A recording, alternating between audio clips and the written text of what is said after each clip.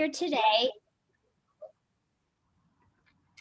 Shabbat Shalom, everybody. As we sit here today and see the sun shining, the birds chirping, and people reconnecting in person, it is so difficult to fathom what our lives had been like during the past year. We all had challenges and silver linings, but truly, I am sure we are all grateful that we are here today, healthy and together. We thank you for sharing with us so many of our Zoom Shabbat experiences, speakers, and events that we hosted online this past year and a half. The connection we felt with you during those crazy, unprecedented times helped us all get through the good, the bad, and the ugly. We truly thank you from the bottom of our hearts for your love, support, and comfort during our isolation. Today, we thank you all for joining us for our grand finale, COVID Shabbat experience on Zoom. We are particularly excited to have two inspirational people join us today, Craig Taubman and Rabbi Nicole Guzik. We would like to also thank our incredible co-chairs, Ellen Silverman, Judy Rosen, Lynn Brookman, Nancy Beiser, and Annette Shapiro, for organizing and guiding us through all of our great Shabbat experiences. I don't think they ever imagined they would be so active as Shabbat chairs. I also want to thank my wonderful co-chair, Karen Gettleman, who always enriches my life and touches my heart every day. And a big thank you to Laura Ozer and Linda Schwimmer. Every day we count our blessings, we get to work together. And now I would like to introduce an inspiring woman who has just accepted a position on the National Women's Philanthropy Board of the Jewish Federation of North America, our very own Ellen Silverman. Congratulations, Ellen. Thank you. Thank you. Oh my God, sorry about this. Very happy to see all of you and to be able to make these ones. Okay, so go ahead. She was our board. Craig Taubman has left an indelible imprint on the Jewish American experience through his original compositions, recorded music, and live performances. His Jewish recordings are an integral part of the community, weaving song and spirit into the fabric of Jewish life. Having traveled for years and meeting people from communities large and small, urban, suburban, and rural, Jewish and not Jewish, Craig, a natural connector, became passionate about using his talents to bring diverse people together in new ways. He branched out to plan and oversee the production of many community building events, including Friday Night Live and the Big Jewish Tent, as well as some directed to an interfaith audience, including Unity in Concert and The Sacred Noise, among many others. Inspired by the history, location, and spiritual energy of its building, the site of the original Sinai Temple, Craig now uses his gift for creating community connections through music, worship, and the arts, and has built a new kind of community center, the Pico Union Project. The Pico Union Project's dedication to its community throughout the pandemic has been inspirational and certainly qualifies Craig and those who work and volunteer with him as essential workers in our community, continuing to provide their neighbors with fresh food and produce, offering COVID-19 testing and vaccinations, and up-to-date healthcare information. The Pico Union Project is now a vital member of the Pico Union neighborhood.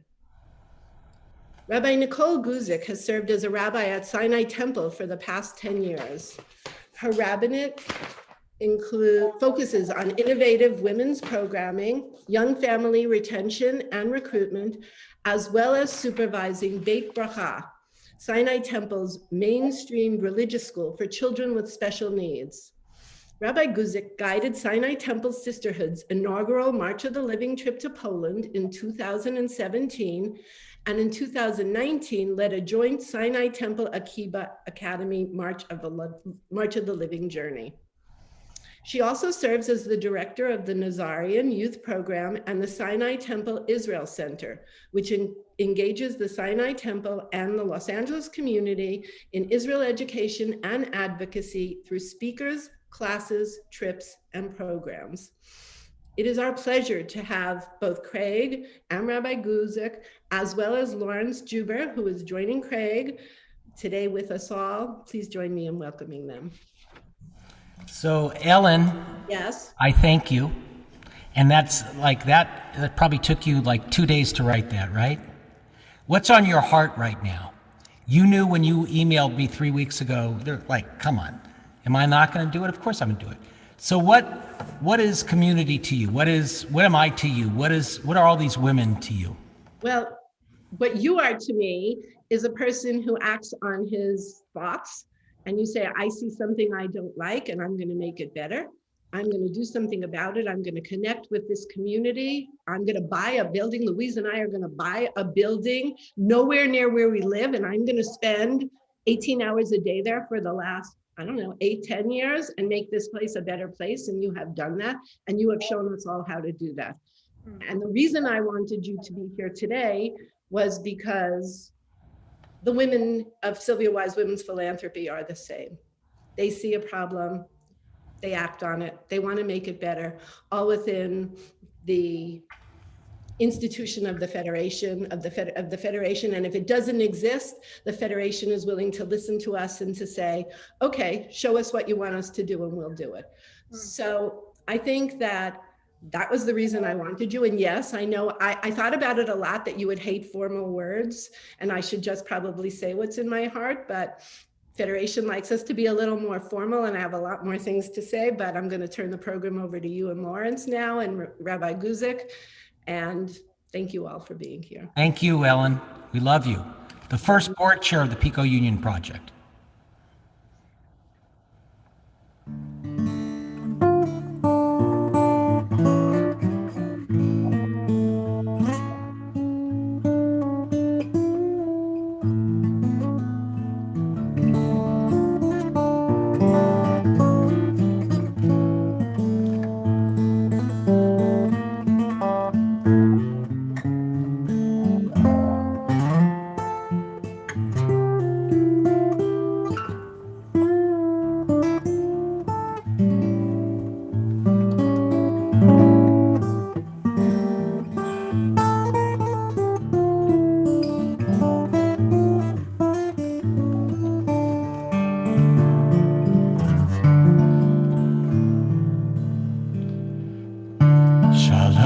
Alechem, Malachei Hasharet, Malachei Elyon,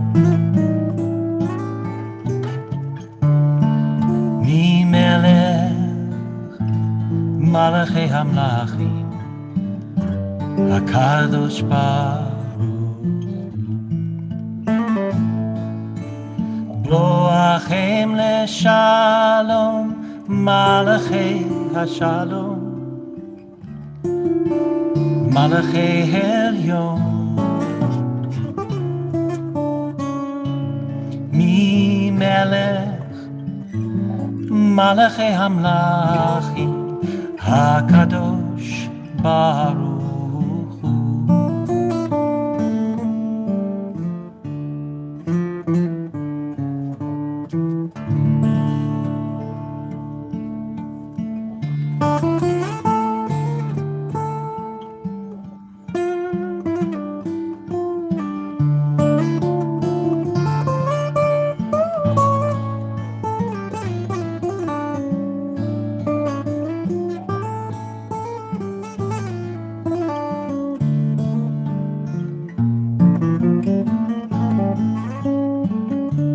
Last verse, Seidchem, may we leave here to come back one day in peace. Seidchem b'shalom. Seidchem l'shalom, Malachei Hashalom, Malachei Elyon, Mi Melech, Malachei Hamlachim, HaKadosh Baruch. Baruch, Baruch Hu.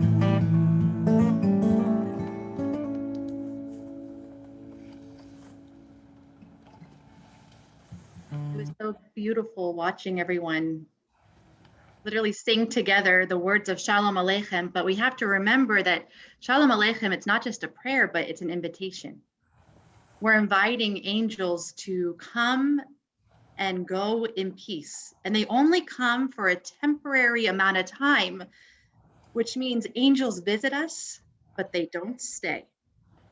And so I think about those in-between moments, this moment where we have angels surrounding us, this moment in which we're preparing for Shabbat. And if we just let ourselves sit for a second and realize that we have the chance to treasure the moment right now. This is your moment to pause, your moment to breathe, maybe let out the breath that you've been holding, perhaps the entire day because you've been rushing around. This is your moment to look beyond the screen, and if you're willing, to close your eyes for just a second. Close your eyes and visualize a blessing that sits upon your heart, and hold on to that blessing for this very moment. The angels are surrounding us, so welcome those angels and welcome each other. And right now, right here, let's embrace each other. Imagine as if we are literally sitting next to each other, and you could put your arms around the person in the screen next to you. There, well, you got Lawrence there, you're lucky. And for this moment, embrace the rare opportunity to know that we only have to be right here, welcoming in a moment of peace. Lecha Dodi. And if you wish to invite somebody on your extended network or close network to join us on Zoom right now, please do so.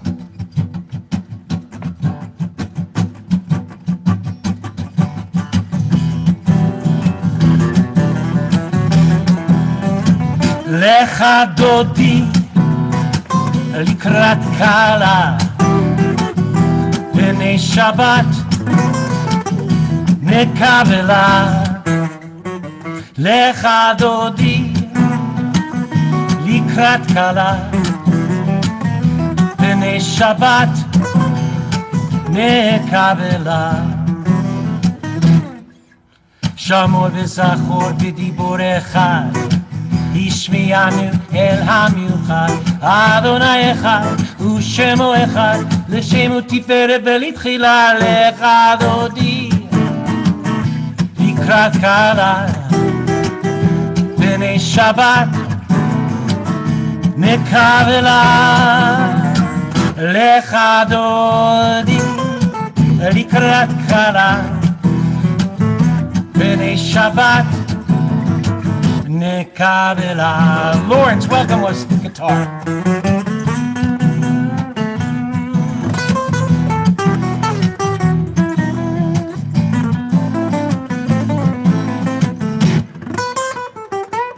לך דודי לקראת קלה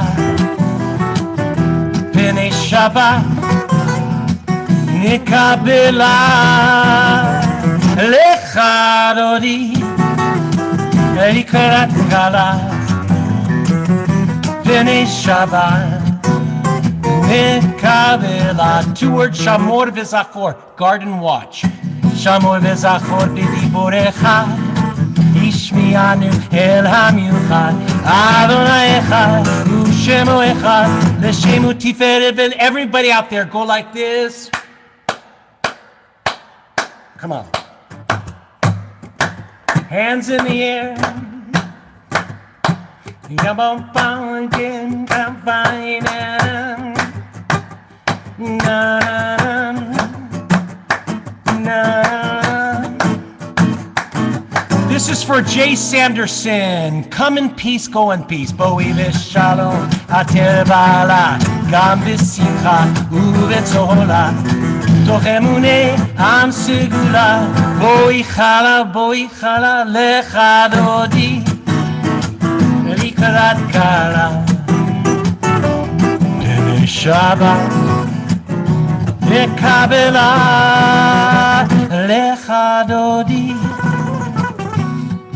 Show off. לקראת קלה, פני שבת וקבלה. One of the first melodies I wrote for Friday night live. לך לך דודי, לקראת קלה, פני שבת וקבלה. לך לך דודי, לקראת קלה, פני שבת וקבלה. לך לך.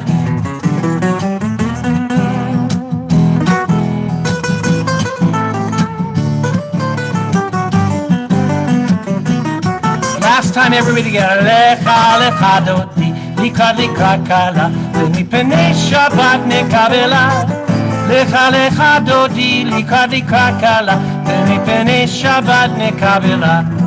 ומפני שבת נקבלה. ומפני שבת נקבלה.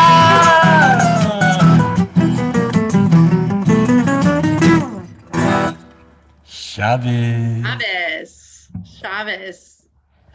Woo! I hope everyone's having as much fun as I'm having. Follow that one, Nikki G. Let me tell you, I think you just do it again. Just do it again. Don't. I was ready. Some of you might know I went to UCLA for undergrad. From there, I went to the Jewish Theological Seminary for rabbinical school. But at UCLA, my rabbi was Rabbi Chaim Seidler-Feller. And he would start the Shabbat services. We would all come together for Shabbat services and have a wonderful Shabbat dinner. And he would start with almost the same story, the same question every single Shabbat. And it was a beautiful reminder. And the story, the question he would ask us to see if we remembered Shabbat to Shabbat, he asked us where we're supposed to place the Shabbat candlesticks when we light the Shabbat candles. Where in our home should the Shabbat candlesticks be? I'm curious if any of you know the answer. Traditionally, where should the Shabbat candles go? We know the Hanukkah is put into the window to publicize the miracle of Hanukkah, but what about Shabbat candles? Anyone know? Anyone have a thought or an idea? The window as well.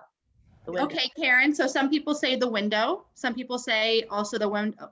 Bruce Winter says in the darkest room. Ooh, I like that, in the darkest room. Any other ideas? On the Shabbat table. Wait, who just said that? Suzanne? Yes. Suzanne, on the Shabbat table. So that was Rabbi Chaim Seidler-Feller's answer. That you have to remember, it's not as if the entire house was lit up in the way we have electricity today, that rather there are candles everywhere lighting up the rooms, but to put the candlesticks in the middle of the table meant that for at least a few hours, you had to see the eyes of the people sitting across from you at Shabbat dinner. And when you think about the light of a candle illuminating someone's face, you can't hide from that kind of flame. You can't hide your pain and you can't hide your joy. And so the beginning of Shabbat reminds us that the purpose of Shabbat, the essence of Shabbat, is to see the people in our homes for who they are. And by the way, how they need to be seen. And that's sometimes the hardest job of our lives, is to pause for a moment and ask someone to see us the way we need to be seen, and also see someone else, their flaws, as well as their strengths, all wrapped into one, just for a few hours over Shabbat dinner. I feel so privileged, along with Craig and Lawrence, to be with you in what this is called the finale Shabbat of the COVID experience. But what I believe what you have all done during this time is you've served as the lights of Shabbat for each other, making sure that each and every one of you is seen, in which I know has been a very dark time. And so it's my pleasure to call for Nancy Beiser and Lynn Brookman, Judy Rosen, Ellen Silverman, and Annette Shapiro to help us light the candles, Shamor v'Zachor, helping us to see each other, to embrace each other, and bring light into the world.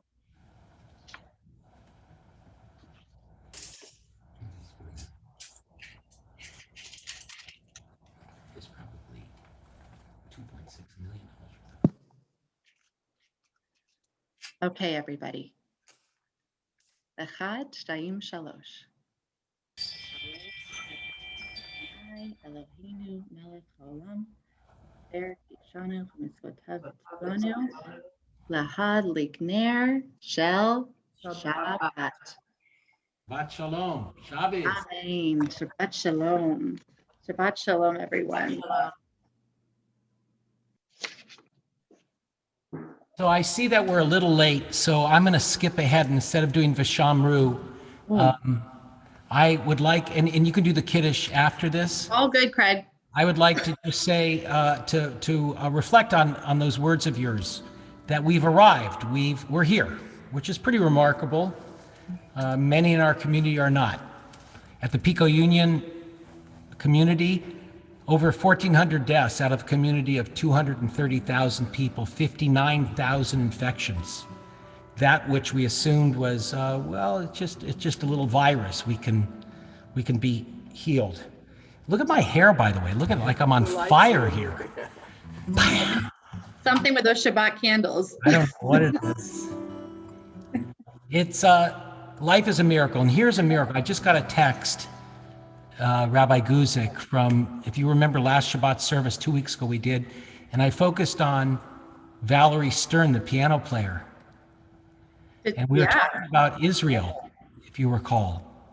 And I said, may her child, she's due in 2 weeks. I said, may her child be born into a world where we don't teach war anymore. Lo yisagoy el goy cherev, that we don't lift up arms against each other, but we teach peace for her little baby boy. I just got a text message, so I said to her like a couple hours ago, so is there a bambino? I just got a text 1 hour ago, she had a little boy. Oh, wow. Mazel tov. Wow. With all of the heartache, with all the grief, we have to remember that our world is surrounded by far, far, far more miracles. And to stop and say thank you.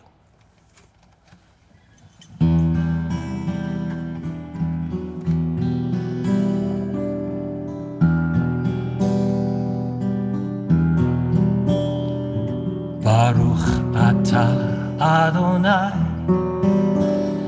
Eloheinu melech haolam. You bring us here. Baruch atah Adonai Eloheinu melech haolam. You keep us here.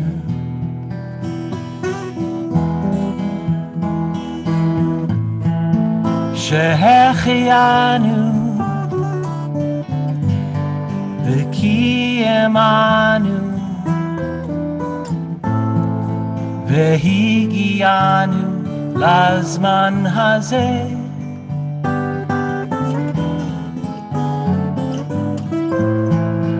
Shehechianu v'kiyemanu.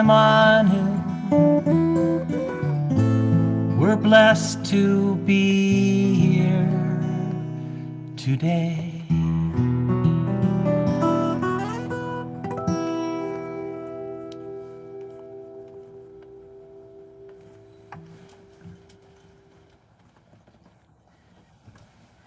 Each Shabbat, we sanctify our meal and we sanctify the moment with Kiddush, with saying the words of remembrance of creation. But it's not just remembering creation and remembering the holy acts that God did thousands of years ago, but it's also realizing the power that God gives each and every one of us to make decisions in moments in which we don't always realize the courage that we hold until we're faced with it in that very moment. I came across a beautiful story, a heart-wrenching story. And Lawrence, this is why I want you to get ready with your story about a Kiddush cup, where in 1939, there was a family who had heard in Poland that the Nazis were coming, and they were collecting what they were calling contributions. They were collecting any kind of money or silver, whatever it may be. They were going house to house to take whatever they could. And this little boy remembers that his father, of all the things that he took, this is not the Kiddush cup, but he took a Kiddush cup along with other things, other valuables, and went into the backyard moments before the Nazis came to his door and started to dig up the garden in his backyard and buried Kiddush cup. And the little boy, he writes later, of course, in his 90s, writes later, I guess you could say my father was planting, bearing our family's seeds of hope. Well, years later, 1945, the man passes away, but the man's wife goes back to the home. And all she's hoping for is to receive some kind of sign or some kind of semblance.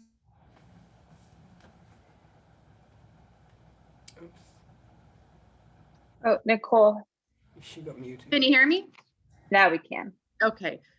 She goes back to that very garden, somehow retraces the steps of her husband, digs up the garden. The money's gone. All the other silver's gone, but what's left is that very Kiddush cup. And so even though she's robbed of her husband's life, she says to herself, you can't destroy faith.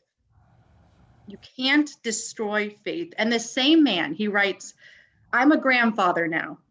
At our children's weddings and for our grandbabies, bris or baby naming, we've raised one precious silver Kiddush cup in gratitude and celebration. The heirloom that was once buried in his parents' backyard, this stands as a symbol of a faith that can't be broken, no matter how great the test. And so I just think it is so beshert that today, I feel so blessed. We feel so blessed. The finale of your COVID Shabbat experiences, nothing can break the faith of this tradition. Nothing can break the bonds that this community has created together. Not a pandemic, nor a genocide will break the bonds and the seeds of faith. And so we raise our Kiddush cup. If you have a Kiddush cup nearby, or you just want to enjoy the ritual along with all of us, Lawrence, you want to explain what's symbolic about your Kiddush cup? Similar story.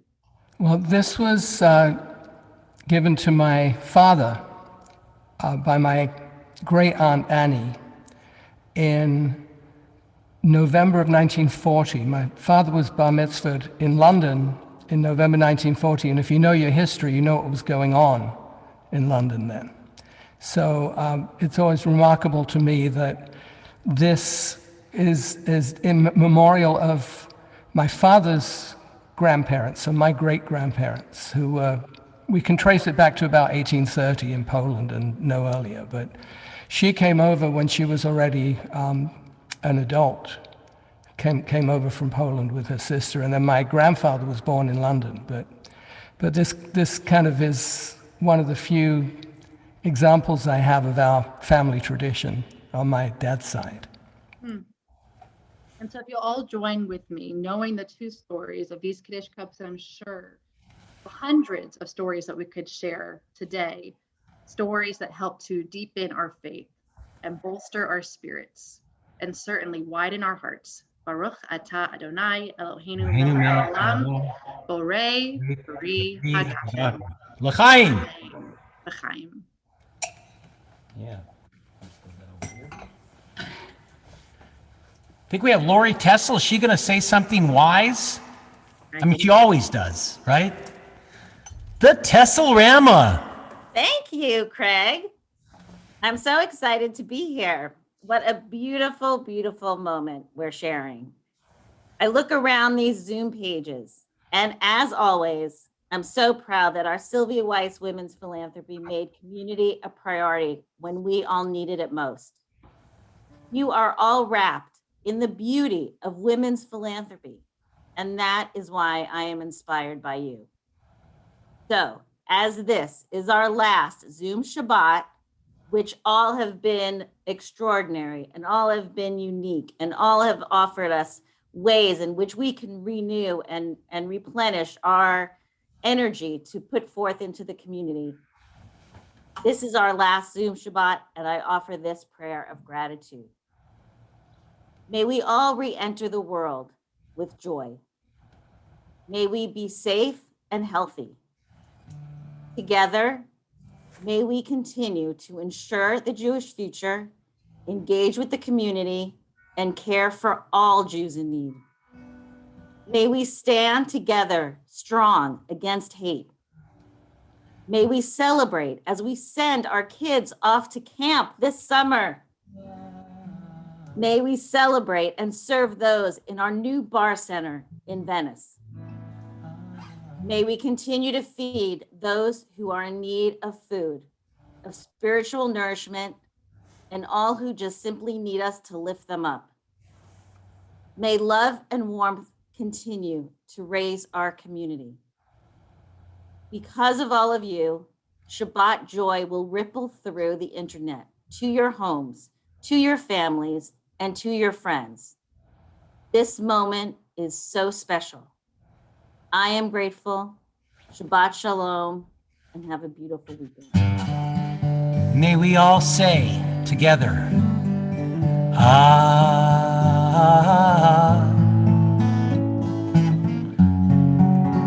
may it be so.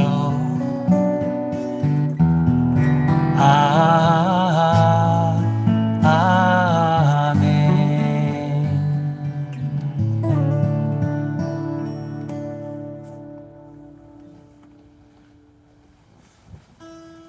Almost as a surprise, almost every week of the pandemic, a dear congregant, knowing how intense it has been for each of us and in our congregation, trying to keep our community alive, she started to drop off challah on our doorstep.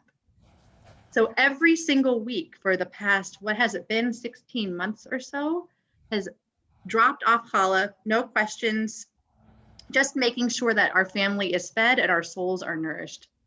And the reason why I wanted to share that with all of you in this beautiful Shabbat celebration is because what I want us to take out of this pandemic is the idea that we are each capable of nourishing someone else's soul in a unique, purposeful way.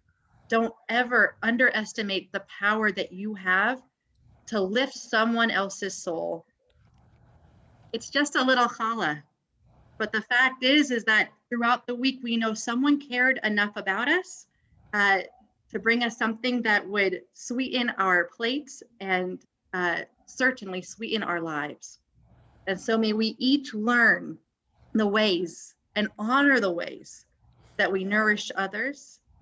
And may we bring that nourishment into a world that is so badly, badly in need of our light and our hope. Amen.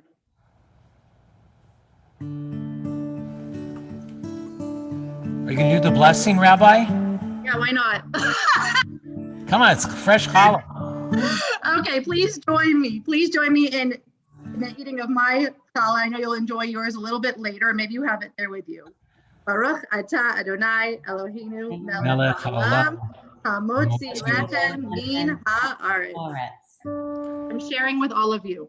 Thank you. So our last song is Holy Ground. We all walk on ground that was nurtured, tilled, planted, sowed, foundations built on those who came before us. And I've heard you mention Sylvia Weiss now like 3 or 4 times. Can somebody tell us, because I certainly don't know who Sylvia Weiss, on what hallowed ground do we walk? What was the foundation of this woman? Who is she or who was she?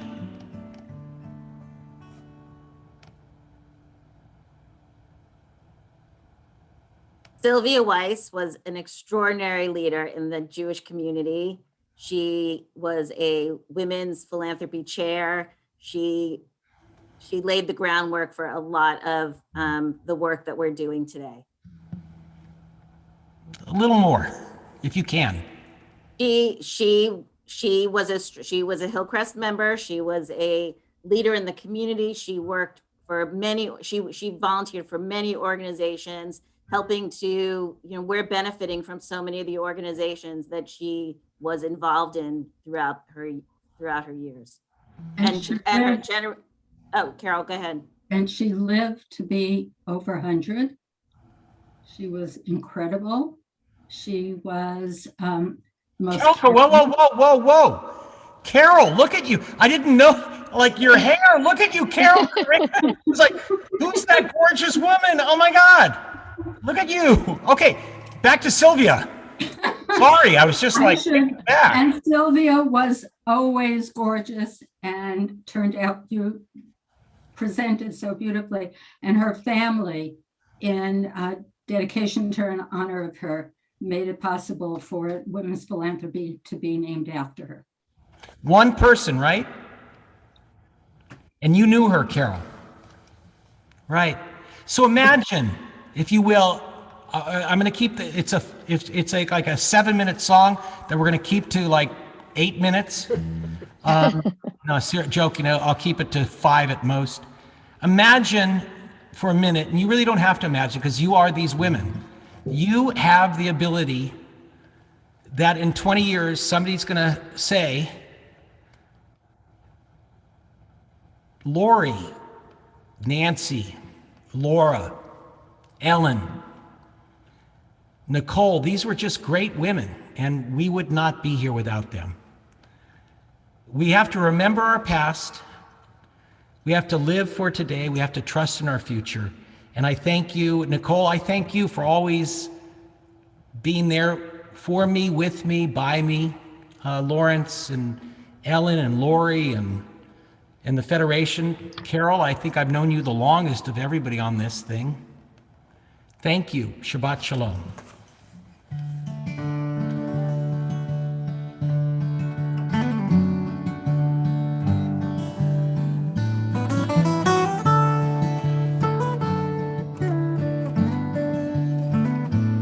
Every second, every minute, every hour, every day, everything, everyone, every place and every way, how we walk and how we stand, how we love and who we praise.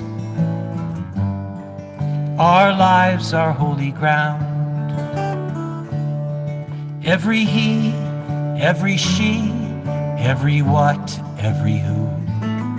It's in Lori Tessel, it's in Nancy, Carol, me, and you. Every second, every minute, every hour, every day, may we walk and pray on holy ground. So walk as if it's holy ground. Breathe as if it's all around. Talk and make a holy sound. Take your shoes off, you're on holy ground. This is the lesson right here, I think. When you hurt, when you heal, when you laugh, when you pray, if you hold, choose to keep, maybe give it away. Every second, every minute, every hour, every day, the choice is yours. You can walk on holy ground. So walk as if it's holy ground. Breathe as if it's all around.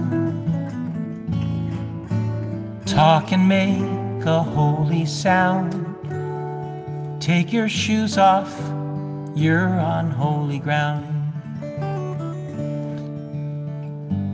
Can you feel the holy ground? Take a minute.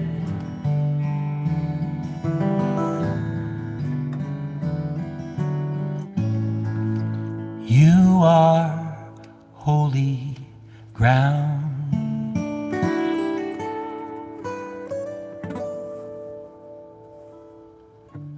Shabbat Shalom.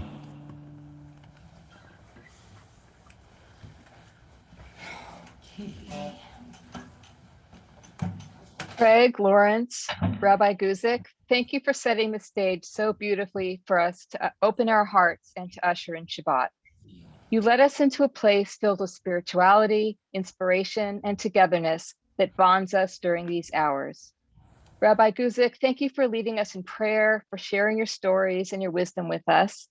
And Craig, along with Lawrence, thank you so very much for bringing us together with passion and music and song in that way that only you can. It has been an honor and a pleasure to have all of you with us. You have opened my heart, and I am sure that you have done so for all of us. Thank you again, and Shabbat Shalom.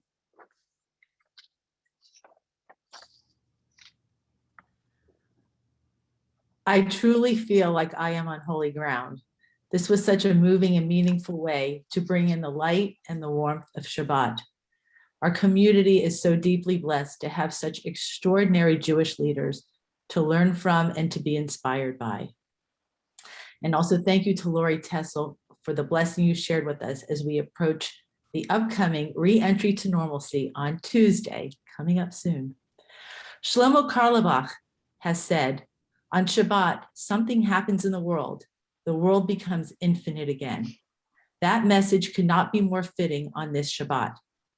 The possibilities opening up to us, and God willing, moving forward, are going from the infinite or limited to from the finite or limited to the infinite. Sheltering in place, adapting to new ways of living, sporting colorful and comfortable masks, stocking up on toilet paper, using gobs of sanitizer, while having the determination and will to pivot and reevaluate has been our focus over the past year. While we have been seemingly virtually limitless, that novelty too has limits and seems to have worn off over time. I believe each of us has learned something about ourselves and our capacity to forge ahead despite the obstacles. We will move ahead a little differently and a little reluctantly, but together with a profound sense of hope and gratitude. Thank you to our Sylvia Weiss Women's Philanthropy professional team, led by the dynamo Dylan Dorenfeld, along with our fabulous Lauren Shorten, for your dedication to our work and getting us through the past year with enthusiasm and grace. Toda Rabbah to our amazing vice chairs, Laura and Linda, and to our Shabbat co-chairs for always showing up and helping create these beautiful experiences for us. And to my dear friend and co-chair, WMK, it was so awesome to give you a real hug this week. You are an amazing partner, and thank you for being you. And most importantly, this amazing and beautiful community. We so appreciate your incredible support and for sharing this very special Shabbat with us. We wish you all Shabbat Shalom and a week ahead filled with growth, opportunity, goodness, and peace, and the most infinite of blessings in the days ahead. Shabbat Shalom.